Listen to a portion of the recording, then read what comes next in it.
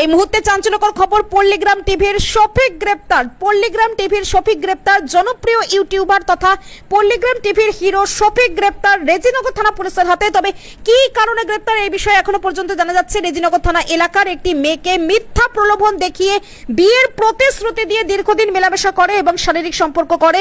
পরবর্তীতে ইউনিটি তার বাড়ির লোকজনকে জানালে তার পরিবারের লোকজন তার সঙ্গে যোগাযোগ করতে চাইলে শফিক কোনো রকমের যোগাযোগ করেনি। ফলে তার নামে ধর্ষণের মামলা করা হয় এবং তার ভিত্তিতে গতকাল রাত্রে তাকে তাহিরপুরের একটি হোটেল থেকে গ্রেপ্তার করে রেজিনগর থানা পুলিশ। এই বিষয়ে কি বলছেন ওই নাবালিকার বাবা শোনাবো কলকাতা সংবাদ টিভির পর্দায়। কি কারণে আসছে?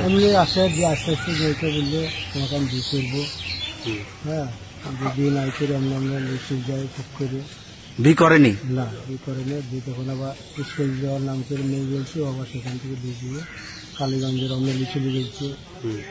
দিয়ে বলছে যে আমি বি করবো, খারাপ লাগে চলে গেছে।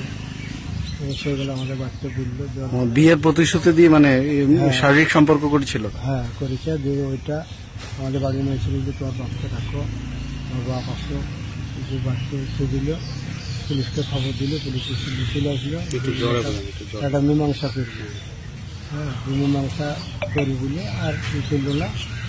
দিয়ে যখন বাবা চলে গিয়েছিল বাংলাদেশ, দিয়ে এক সপ্তাহের ভিতরে আমি বাংলাদেশ চলে যাবো। আমাদের কিছু লোক আছে, ওরা বলে দেয় কৃষ্ণনগর বাহাদুরপুর হোটেল ভাড়া করেছিল। ওখান থেকে আজ থেকে 1টার সময় ধরে এখানে 2:30টার সময় এসেছে। ওর নামে কেস করেছিলেন? কি কেস করেছিলেন আপনি? ওই রেপ কেস করা আছে। রেপ কেস করেছেন? কি মানে ভাওতাবাজি কেস করেছিলেন? হ্যাঁ, ভাওতাবাজি করে কাজ করেছে। মেয়ে হোমে আছে, মেয়ে ট্রিটমেন্ট সব হয়ে গেছে। মেয়ে হোমে চলে গেছে 4 দিন আগে। কি চাইছেন আপনি? ও সরকারি যা ভালো লাগবে তাই করি, আমরা কি চাবো। আজ যে পুলিশ কোর্টে তুললো, কি বলবেন? কোর্টে তুললে ওর সাজা হওয়া চাই। সাজা? হ্যাঁ, ও যা কাজ করেছে সেই কাজের সাজা। আপনি মেয়েতে এখন? না, বাবা। মেয়ের বাবা।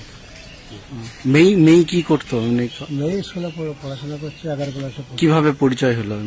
পরিচয় ওর সঙ্গে তো হয়নি। জানপুরের একজন মেয়েকে খুব জ্বালা যন্ত্রণা করতো। আর আসল নাম হয়েছে আকেশ, ডাক নাম ভোলা। ওই যে কোনো রকম করলো, মেয়ে এসে বাচ্চা বুঝলো যে এই ব্যাপার। এখন আমরা ওকে খোঁজাখুঁজি করতে লাগলাম। যে বড় বাপ জানপুরে বাড়ির দেখছি, অনেক ঝামেলা করো না, আমি